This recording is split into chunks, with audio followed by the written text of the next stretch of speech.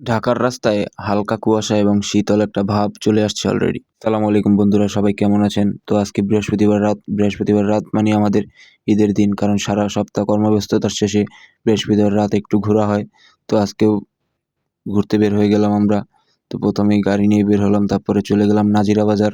নাজিরা বাজার হচ্ছে গিয়ে সেই ঐতিহ্যবাহী জায়গা যেটার কোনো আগারগাঁওয়ের মতো জনপ্রিয়তার তুঙ্গে গিয়ে শেষ হয়ে যায়নি, যেটা বছরের পর বছর অনেক আগের থেকেই যেখানে জনপ্রিয়, রাতের জন্য সেরা প্রফেশনাল একটা জায়গা, যেখানে রয়েছে সবকিছু, সব ধরনের খাবার আইটেম আপনি এক জায়গাতেই পাবেন। এটাই সেই নাজিরা বাজার, পুরান ঢাকার, সারা ঢাকা সিটির ভিতরে খাবারের জন্য সর্বশ্রেষ্ঠ ঐতিহ্যবাহী জায়গা এটা। তো আজকে মূলত নাজিরা বাজার বসার উদ্দেশ্যে আসা নয়, আসাটা হচ্ছে একটু ঘোরার জন্য। তো প্রথমে চলে গেলাম টিএসসি, সেখান থেকে চলে গেলাম কারওয়ান বাজার। এই রাস্তাগুলো দিনের বেলা কি পরিমাণ জ্যামজট থাকে, কিন্তু রাতের বেলা কত সুন্দর, কি সুন্দর একদম নিরিবিলি থাকে।